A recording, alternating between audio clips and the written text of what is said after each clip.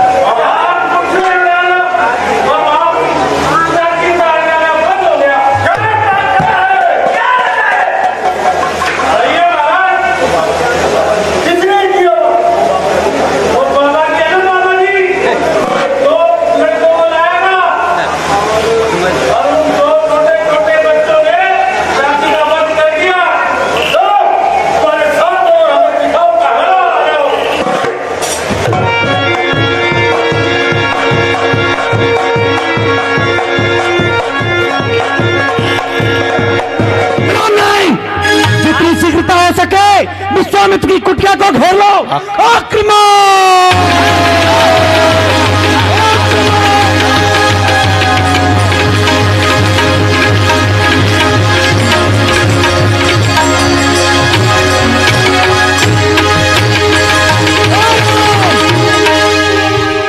एक नारी को मारकर तो उछल रहा रणवीर, देख तेरे सामने आ पहुंचा मारीच, आ पहुंचा मारीच।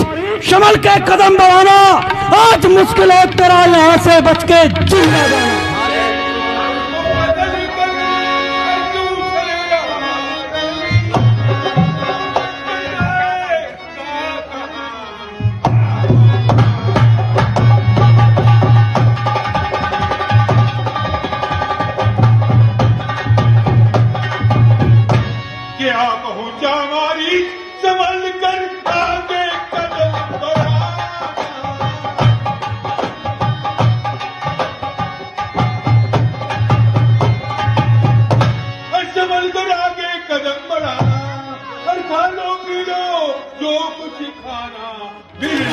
अरे बहुत दिनों से सुना था मारीच तेरा नाम, गर्भुजाओं में ताकत है तो कर बेशक संग्राम। छोड़ूंगा ना मैं दुनिया में तो जैसे पापियों का नामो निशान वाकी, उड़ेंगे व्योम में पुर्जे ना होंगी हड्डियां बाकी।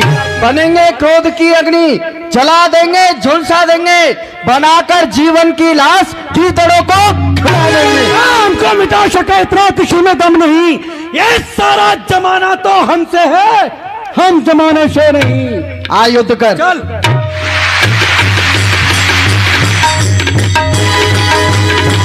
मारीच सासुर कोई, ऐसा धावा मन द्रोही।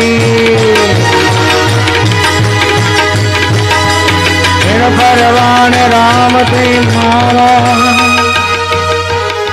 मारीच से मुझे आगे भी काम लेना है, बिना फर का बाण मारकर समुद्र को उस पार फेंक देता हूँ। बिना फर का बाण भगवान श्री राम ने मारा, मारीच को गंगा के पार फेंक दिया। ये क्या हुआ महाराज? आपके भाई देखिए वो जा रहे हैं, वो जा रहे भाई साहब को आकाश मार्ग से दूर फेंक दिया। कोई आज स्वभाव आ तुझे भी वही फल चखाता हूँ, जहाँ तेरी चाची गई वहीं तुझको पठाता हूँ। कर चुका विध्वंस अब तक यज्ञ ऋषियों के बहुत, विघ्न डाले धर्म कार्यों में मुनियों के बहुत। अब तुम्हें जाहिर होगा ये हमारा बाण है, समझ जा स्वभाव ये तुम्हारी मौत का सामान है। राम, यूं गरजने से विजय होती नहीं संग्राम में, विजय होती है जब ताकत हो कुछ रान में। मसल मसूर कायर कुछ करते नहीं, यूं गरजने वाले बादल कभी बरसते नहीं। बस बस बस मैं सुन चुका, हुई बहुत तेरी बाकी बात।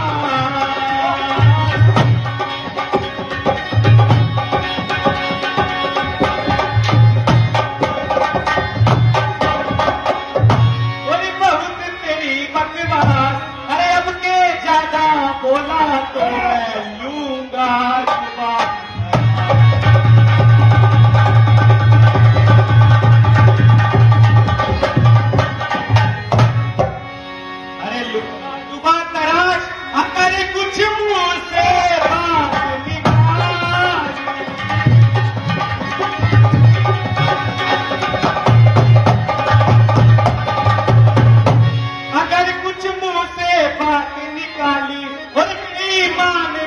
जाति भला तू अब के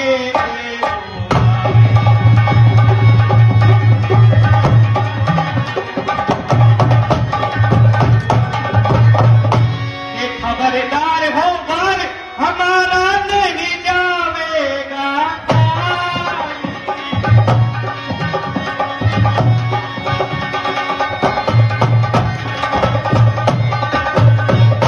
बार हमारा नहीं जावेगा खाली, कि फिर ना कहना रामचंद्र ने धोखे से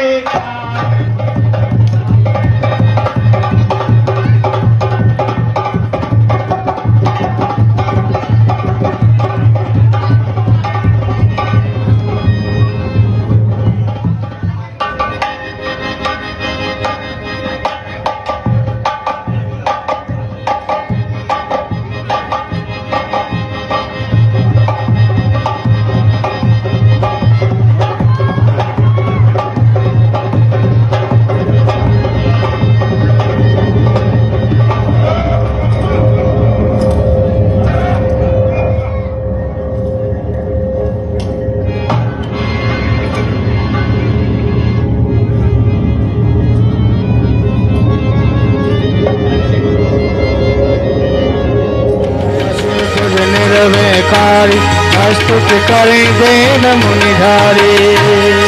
रामचंद्र भगवान की। इस प्रकार से स्वभाव मारीच आठ राक्षसों का विनाश किया और यज्ञ को पूर्ण किया।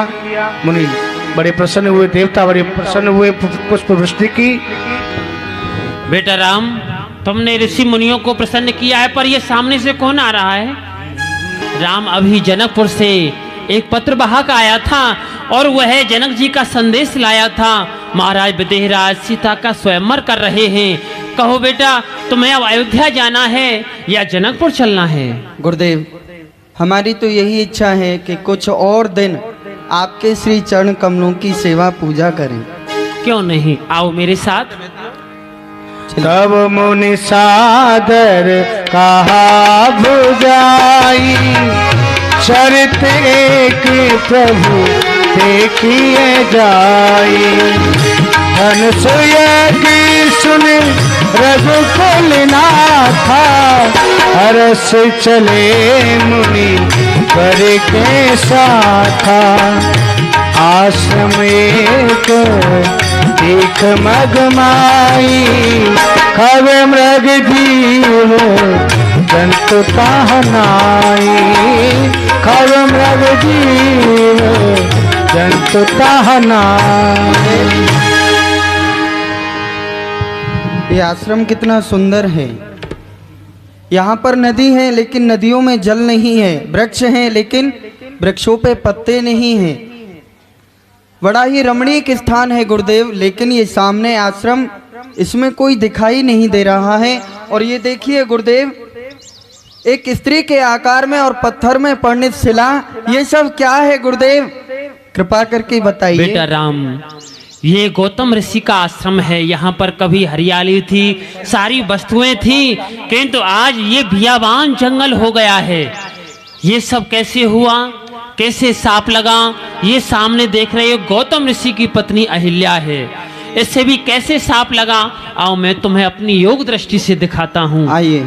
योग दृष्टि के द्वारा महामुनि विश्वामित्र दिखा रहे हैं प्रभु श्री राम को किस प्रकार से साप लगा अहिल्या को। पूछा मुनि सड़ा प्रभु देखी, सकल कथा मुनि कहा विषय की। किया न नाम जपे सोई अज्ञान है, भजन बिना रो नर पशु के समान है। भजन बिना रो नर पशु के समान है। एक समय की बात है, महाराज इंद्र अपने देवलोक में अपने सभी देवताओं के साथ विराजमान है। चंद्र सूर्य भी बैठे हुए हैं, मंत्रणा कर रहे थे। महाराज इंद्र विराजमान है। बोलो महाराज इंद्र की जय।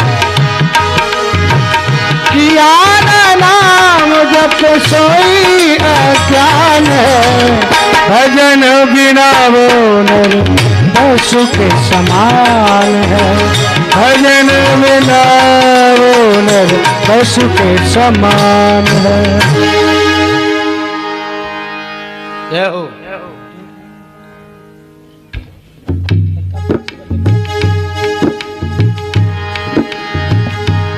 बोलिए महाराज इंद्र की जय।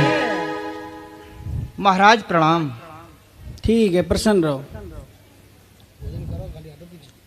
सुनो देव मंडली का समाचार। महाराज, ये खुशी है प्रजा आपकी, नहीं कोई फर्जंद है। हम जिधर देखते हैं उधर आनंद ही आनंद है। महाराज, आपकी प्रजा कुशल मंगल है। क्यों नहीं, जब तुम्हारे मुख से सुनते हैं कि प्रजा कुशल मंगल से है, किसी को किसी प्रकार का कोई कष्ट नहीं, तो तुम्हारे शब्दों को सुन के हमें बहुत प्रसन्नता होती है। आज तुम्हारे कारण ही ताज में परियों का हूँ, दिक्पालों का रक्षपाल, ये वज्रधारी मैं प्रभु और दुष्ट जनों का महाकाल। धान जिनका हरि में है उनका रक्षक मैं सदा, जो नहीं बचते हरि को उनके लिए मेरी गदा। हो गरीब या बादशाह दोनों पे मेरी शम नजर। ये पाप का त्यागन करो, धर्म से आए लहर, नर वही उत्तम है जो पालन करेगा ये नियम। नियम अगर झूठे बने तो निश्चय ही बनूं मैं उसका यम। चंद्र और सूर्य, हम तुमसे एक बात जानना चाहते हैं। वो यही जानना चाहते हैं कि जितनी सुंदरता हमारे देवलोक में है, क्या इससे अधिक सुंदरता मृत्युलोक में है? हमारे यहां रंभा, उर्वशी, मेनका, त्रिलोत्मा, नाना प्रकार की अप्सराएं हैं, एक से एक सुंदर है। तो क्या इनसे भी अधिक सुंदर कोई मृत्युलोक में स्त्री है? सूर्य अवगत कराओ। महाराज, जब मैं निकलता हूँ, मेरे ही प्रकार से स्त्रियां अपने अपने भवनों में घुस जाती हैं महाराज। बहुत सुंदर, बहुत सुंदर। सूर्य, तुम्हारा तेज ऐसा है कि जिसे सुंदर सुंदर बालाएं शयन नहीं कर पाती, वो अपने गृह में प्रवेश कर जाती हैं, बाहर नहीं निकलती। कोई बात नहीं चंद्र, तुम तो बड़े ही शीतल हो, तुम्हें देने के लिए तो कभी सभी सुंदर सुंदर बालाएं अपने अपने गृह से बाहर आती हैं। तुम तो सभी को देखते हो। अरे तुम तो हमें अवगत कराओ कि कौन है वो सुंदर बाला। महाराज, जिस समय मैं निकलता हूँ तो पृथ्वी पर जितनी भी सुंदर स्त्रियां हैं वह मुझे अर्घ देने के लिए निकलती हैं। मैंने जहां तक भी देखा है तो मुझे तो बस गौतम ऋषि की पत्नी अहिल्या ही सुंदर लगी है। अहिल्या, अहिल्या, मुझे भी याद आया चंद्र, तुम्हारे नाम लेते ही जिस समय पिता ने ब्रह्मा ने उसका निर्माण किया था तो उसका विवाह हमारे ही साथ होने वाला था, लेकिन किसी कारणवश पिता में ब्रह्मा ने गौतम ऋषि के साथ उसका पानी ग्रहण संस्कार कर दिया। सूर्य, तुम भी विश्राम करो।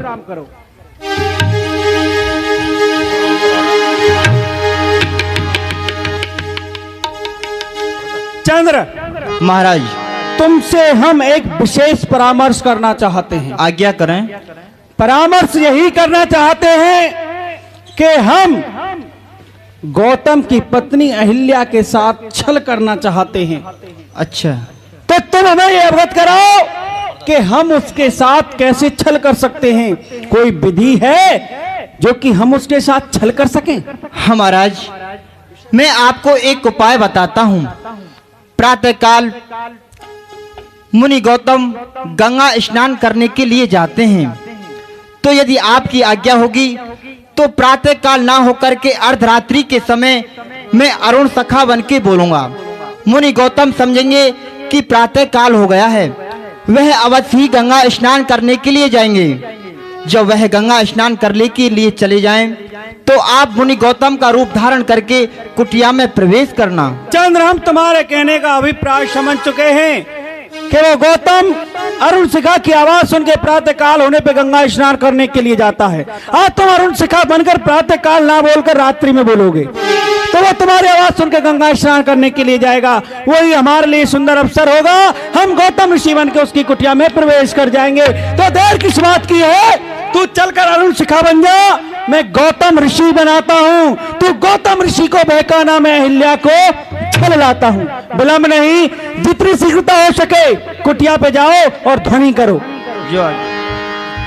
राम रमैया गाए जा, तो से लगन लगाए जा।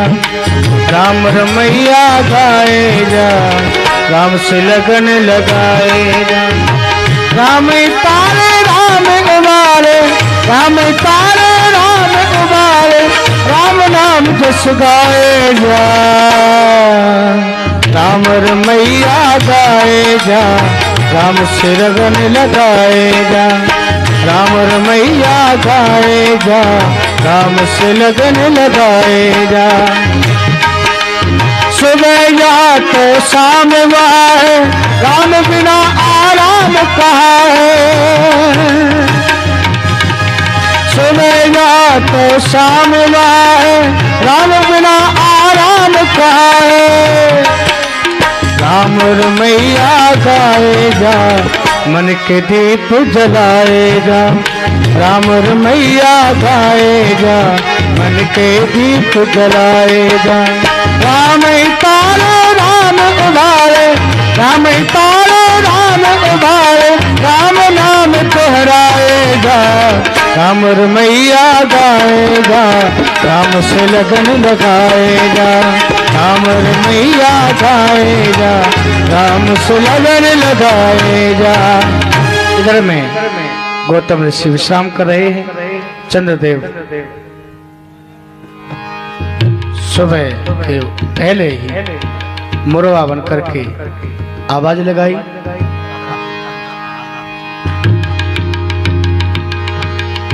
आवाज को सुन करके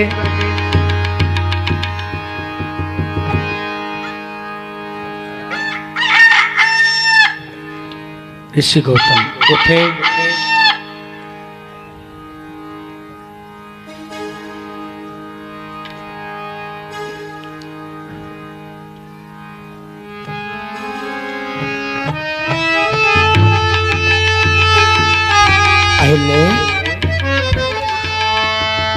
देखो ब्रह्म मुहूर्त हो गया। अनुष्का का कुटिया के समीप आकर के आवाज लगा रहा है कि गौतम ये ब्रह्म मुहूर्त हो गया, सोने का समय नहीं। अल्लाह मेरे वस्त्रों को लेकर के आओ अहले, मैं स्नान करने के लिए जाऊंगा।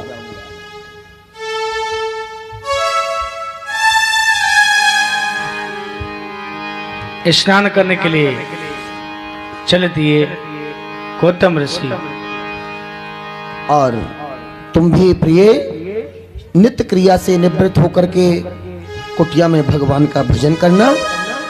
अंजना को भी जगा देना, वो भी स्नान आज करके भगवान का ध्यान करे। अच्छा मैं जा रहा हूँ, प्रसन्न रहो।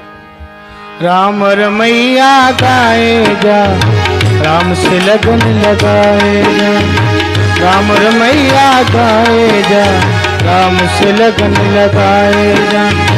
राम तारे राम उबारे, राम तारे राम उबारे, राम नाम दोहराए जा।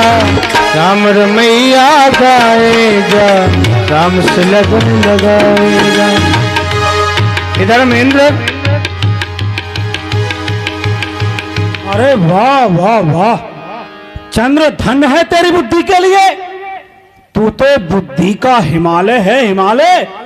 कितनी चतुराई से अपना कार्य किया है। और वो गौतम भी उसके बहकावे में आ गया। जब गौतम गंगा स्नान करने के लिए चला गया तो अब हमें विलंब नहीं करना चाहिए। अभी गौतम का वेश बनाता हूं और कुटिया में प्रवेश करता हूं। चल मेरी माया।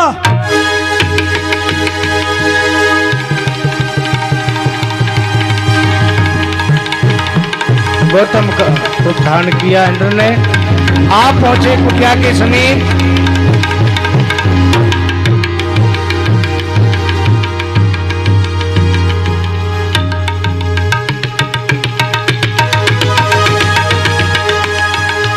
अब तो मैंने गौतम का भेष बना लिया है। यही तो कुटिया है गौतम की यार।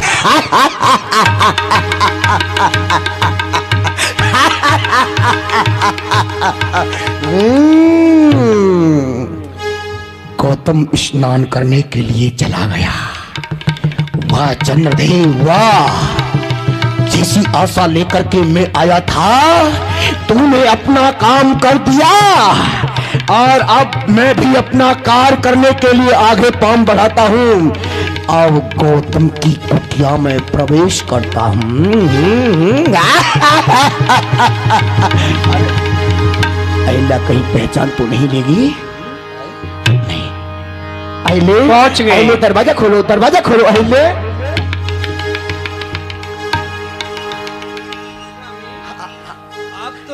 गंगा स्नान के लिए गए थे ना? मैं स्नान करने के लिए गया था। क्या बताऊं अहिल्या, मेरे मस्तक में दर्द होने लगा। मैंने सोचा कि कुछ समय और विश्राम करके मैं स्नान करने के लिए जाऊंगा। अभी तो ऐसा लगता है कि आज अर्धरात्रि है। आओ आओ। विश्राम प्रवेश कर गए, नहीं समझ पाई अहिल्या, उनके रूप को नहीं पहचान पाई। इधर में गौतम ऋषि स्नान करने के लिए चल दिए गंगा मैया के समीप में। ये बार बार गौतम आपके लिए प्रणाम करता है, आपकी महिमा का कोई गुणानुवाद नहीं गा सकता। नीचे वह वारिया पे कश्यप है सवार, कश्यप पे सवार शेष नाग काला है, शेष पे सवार एक अवनी भारहु दबा राखो, अवनी पे सवार एक पर्वत विस्तारा है, पर्वत पर सवार कैलाश गिर, और गिर पे सवार एक नंदी अस्वारा है, नंदी पे सवार शिव, और शिव पे सवार जटा, जटान में सवार मात गंगा की धारा है। बोल गंगा मैया की। जो माँ में स्नान करने के लिए आता हूँ।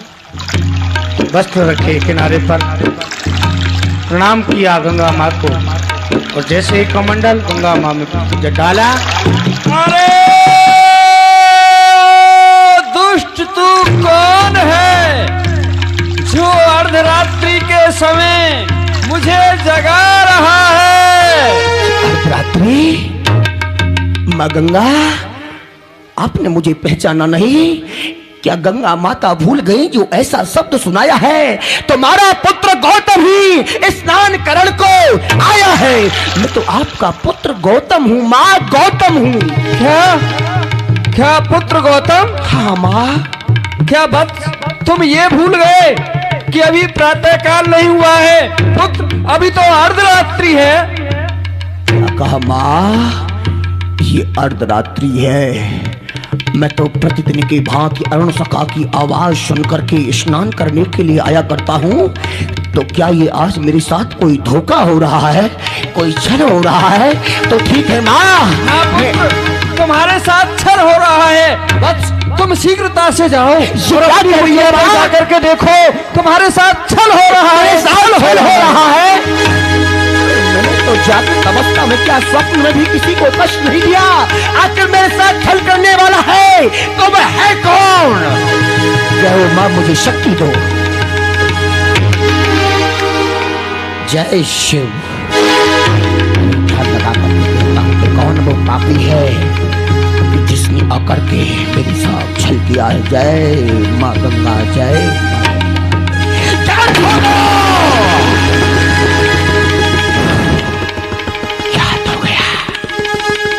वो नीच इंद्र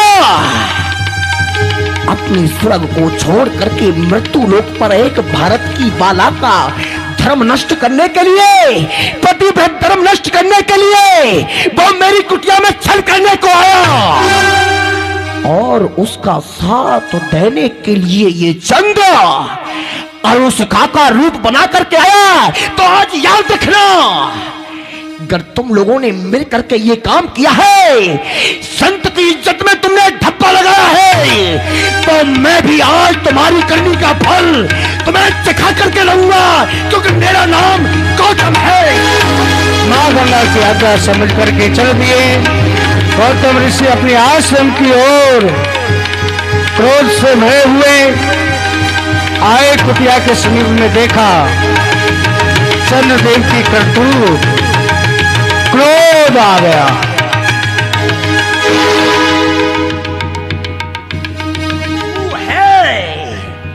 नीच, तूने एक कामी का साथ दिया, मन में बिल्कुल विचार नहीं किया कि ये भारत की भव्य बालाएं अपना पति व्रत धर्म रखने के लिए तेरे लिए अर्घ देती है, और आज तूने इतना उज्जवल होकर के ऐसा निंदनीय कार्य किया।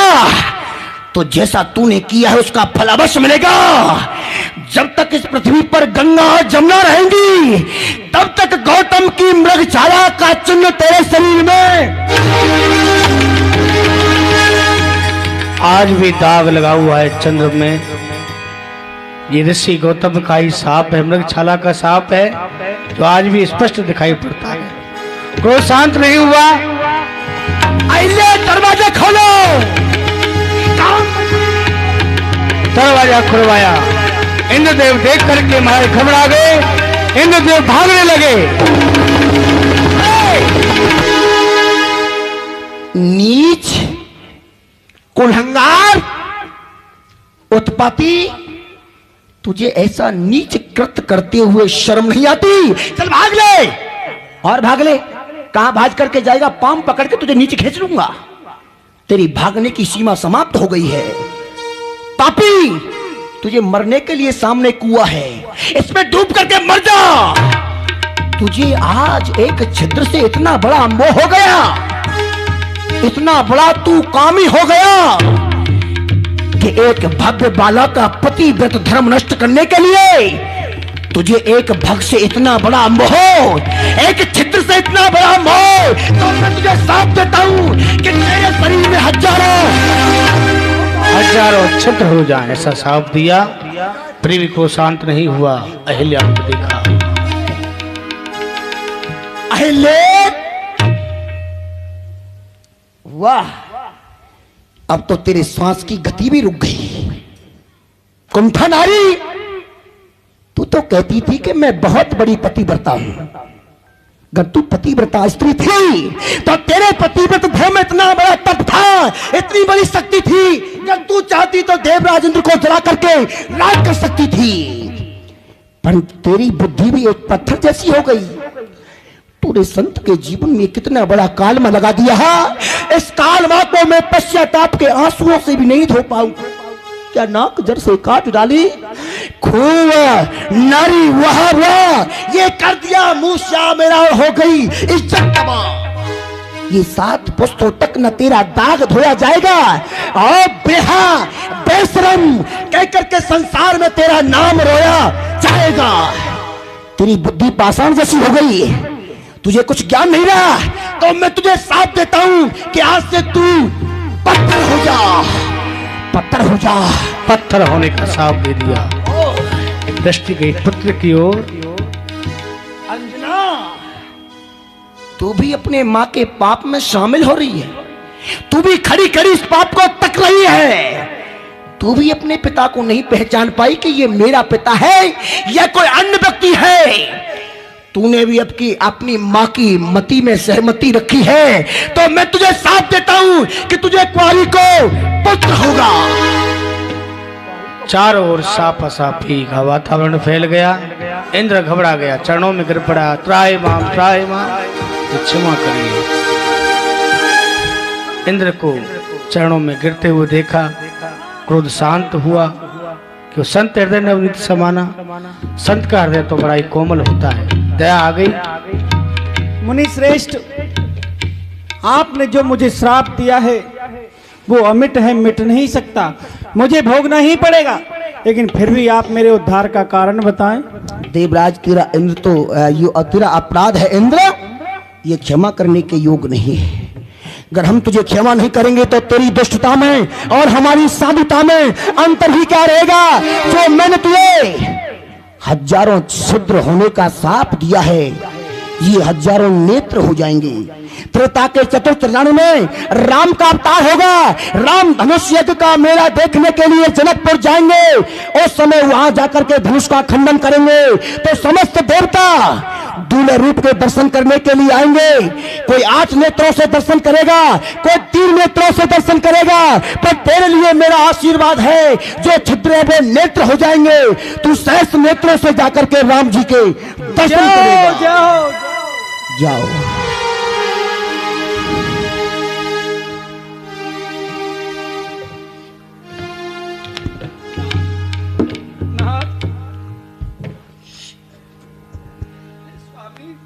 आपने मुझे जो शाप दिया है वो मुझे स्वीकार है, लेकिन आप मुझे ये बतलाइए कि मेरा उद्धार किस प्रकार से होगा नाथ। अहिल्य, जो तुमने ये पाप किया है ये कोई साधारण पाप नहीं है। तूने इस गौतम के कुल को बहुत समय तक के लिए कलंकित कर दिया है, बहुत बड़ा कलंक लगा दिया है। परंतु मैं तेरे साप का मोचन बताऊंगा। पत्थर होने का साप मैंने तुझे दिया है। जिस समय मर्यादा पुरुषोत्तम प्रभु श्री राम जिस मार्ग से जाएंगे उसी मार्ग में तू शिला के रूप में पड़ी रहेगी। राम जी की चरण रज तेरे मस्तक से लग जाएगी और तू पुनः अपने इसी रूप में हो जाएगी।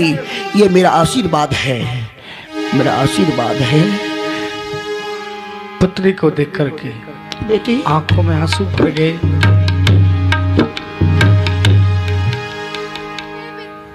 हे पिताजी, आपने इसमें मेरा कोई दोष नहीं था। आपने मुझे क्यों श्राप दिया? अब आप मुझे ये बतलाइए कि इसमें मेरा उद्धार कैसे होगा। हाँ बेटी अंजना, तेरा कोई दोष नहीं था बेटी, तेरा कोई दोष नहीं था। तुझे तो निर्दोष को ही ये साप लगा है, परंतु बेटी तेरे पिता का जो साप है ये अकाट्य से कोई काट नहीं सकता।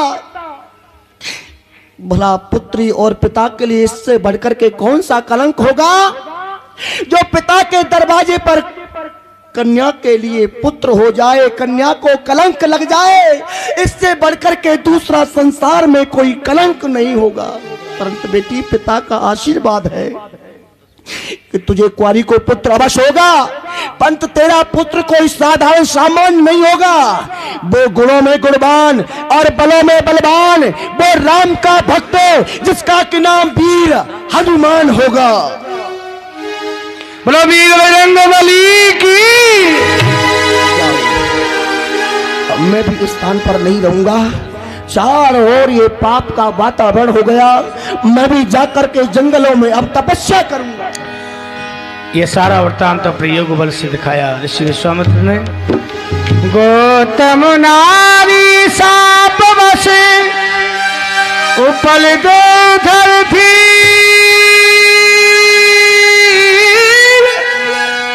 चरण कमल रज चाहती,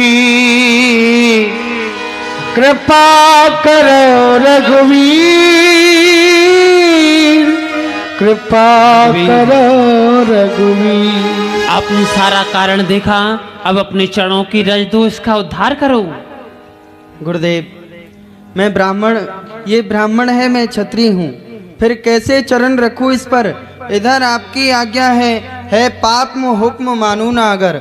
हे गुरुदेव, करूँ मैं क्या, ये धर्म संकट बड़ा भारी है। चरणों की रज कैसे दूं, ये गौतम ऋषि की नारी है। नारी अभी नहीं है, अभी तो पत्थर है, पत्थर की कोई जाति नहीं होती। इसलिए जब इसमें प्राण आ जाए तब इसके चरणों की रज अपने मस्तक पर चढ़ाना, किंतु अभी ये पत्थर है, अपना चरण ऐसे दो, क्योंकि तुम्हारे चरणों के द्वारा ही इसका उद्धार है, इसलिए इसका उद्धार करो। गुरु की आज्ञा मान के भगवान श्री राम ने पवन देव की यहाँ पर सहायता ली और चरण स्पर्श कराया। चरण स्पर्श करते ही पर सत्य पद पावन शोक न सावन, प्रगट भई तप पुंज सही, देखत रघुनायक जन सुखदायक, शर्म होए कर जोरे रही, अत प्रेम अधीरा भुलत शरीरा, मुख ने आवै बचन कही, अख से बड़ भागी चरणन लागी, जुवल नयन जल धार बही, धीरज मन कीना प्रभु का छीना, रघुपति कृपा भगत पाई, अत निर्मल वाणी अस्तुति ठानी, जान गम में जय रघुराई, मैं नारी अपावन प्रभु जग पावन, रावण विपुजन सुखदाई, राजीव बिलोचन भव भय मोचन, पाय पाय सर नहीं आई। हे भगवान, मैं एक अपवित्र नारी हूँ और प्रभु आप इस समस्त संसार को पवित्र कर देने वाले हैं। हे भगवान, आपका जो ये नाम है ये मनुष्य को संसार रूपी भव सागर से पार करने वाला है। हे प्रभु, मैं आपकी शरण हूँ, शरण हूँ, शरण हूँ प्रभु। मुनि साप जो दीना अत फल कीना, परम अनुग्रह में माना, देखे भर लोचन हरि भव लोचन, एहि लाभ शंकर जान। और भगवान, मेरे स्वामी ने मुझे जो साप दिया था वह साप नहीं, आज मुझे वरदान होकर के लगा है। हे प्रभु, जो आपके मैं दर्शन कर रही हूँ, आपके दर्शन के लाभ को तो एकमात्र भगवान शंकर ही जानते हैं। विनती प्रभु मोरी मैं मत भोरी, नाथ न मागो पर आना, पद कमल परागा रस अनुरागा, मम मन मधुप करे पाना। और भगवान, मैं आपसे क्या वरदान मांगू? मैं तो भोले स्वभाव की स्त्री हूँ, वरदान मांगना जानती नहीं हूँ।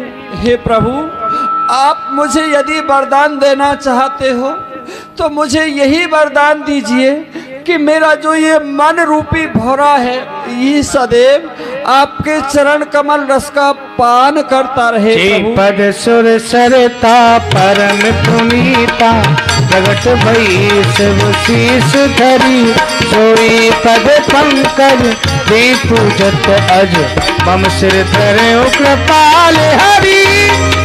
हे भगवान, आपके इन श्री चरणों से गंगा जी उत्पन्न हुई जो समस्त संसार को पवित्र कर देती हैं, पावन बना देती हैं, जिनके चरणों का पूजन श्री पितामह ब्रह्मा जी करते हैं।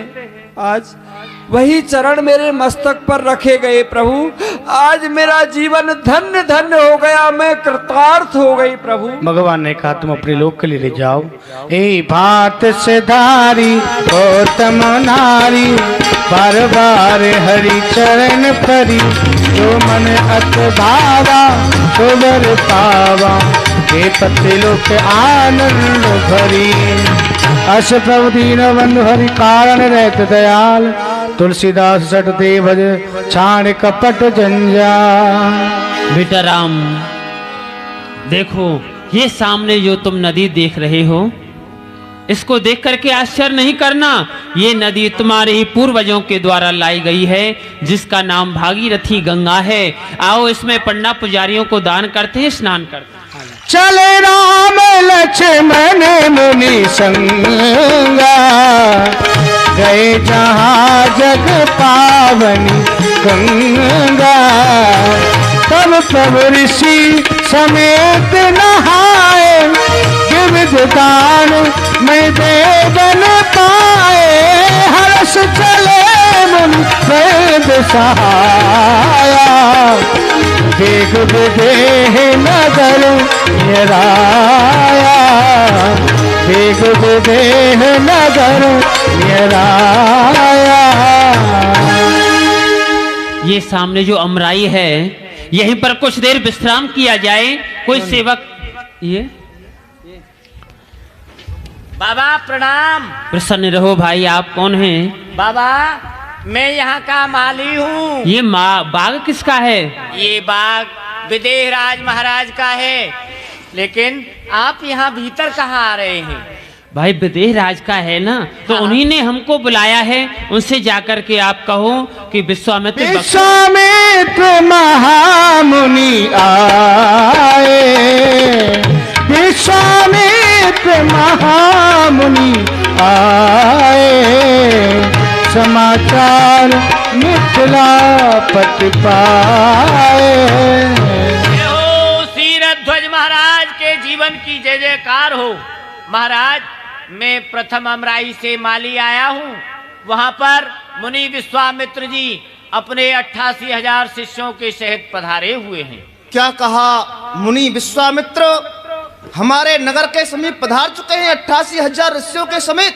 हाँ महाराज। ठीक है, विलंब मत करो और ब्राह्मण मंडली को तैयार करो, विद्युत ब्राह्मणों को जो स्वस्ति वाचन करते हुए और भाट मंडली को समस्त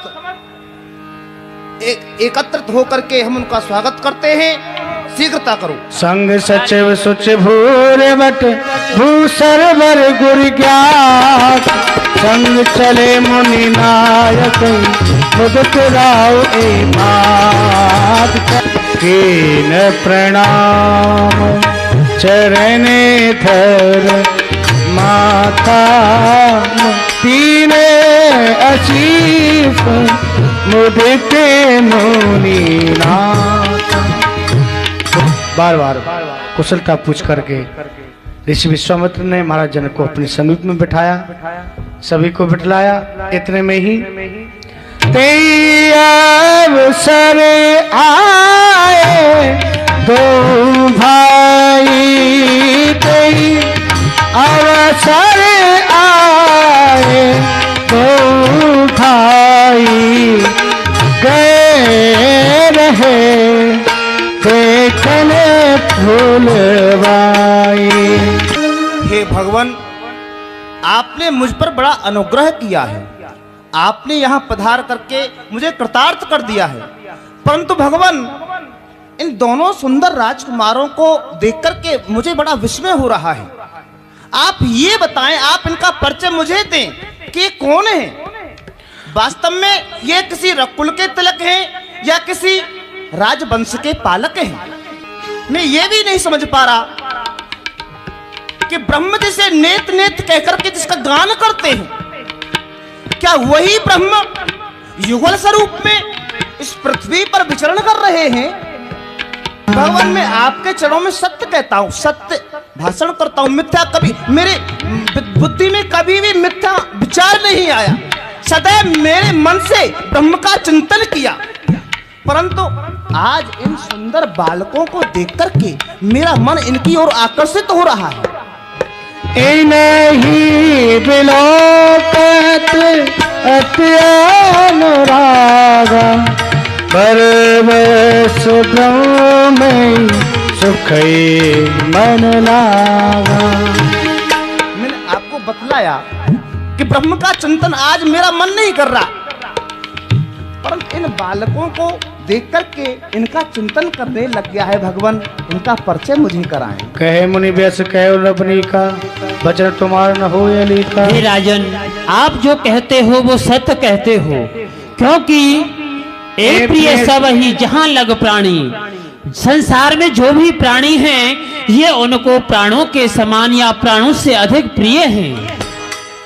जैसे ब्रह्म और जीव में परस्पर प्रेम होता है, उसी प्रकार से इन दोनों भाइयों में कितना अलौकिक प्रेम है। पुन पुन प्रभु तब नर नाहु पुलगात अधक छाऊ, मुनि प्रशंसनाय पद शीशु चले लेवाय नगर अवनीसु। भगवान, आपसे मेरी प्रार्थना है, मेरे नगर से यह जो स्थान है बहुत दूर है। आपको समस्त सुविधाओं के साथ मैं अपने नगर के समीप ही ठहराना चाहता हूँ। आप मेरे साथ चलें। चले भूल भाई नगर अवनीसु, सुंदर सदन सुखद सब काला, बासुर दीन भुआला। आप देख रहे हैं कितना सुंदर रमणीक स्थान है, आपके सभी तरह से योग्य है, इसलिए आप यहीं विश्राम करें। ये आपका सुंदर सदन है, सभी रीतियों में समान रहने वाला सुंदर सदन, अति उत्तम। ठीक है राजन, आप और व्यवस्था देखें, हम यहाँ पर विश्राम करते हैं। हाँ, आप विश्राम करें, हम आपकी सेवा में रहेंगे। नगर के समीप में बड़ा सुंदर स्थान प्रथम अमराई, वहीं पर भगवान श्री राम, लक्ष्मण और श्री विश्वामित्र जी महाराज विराजमान हो गए। रामचंद्र भगवान की जय।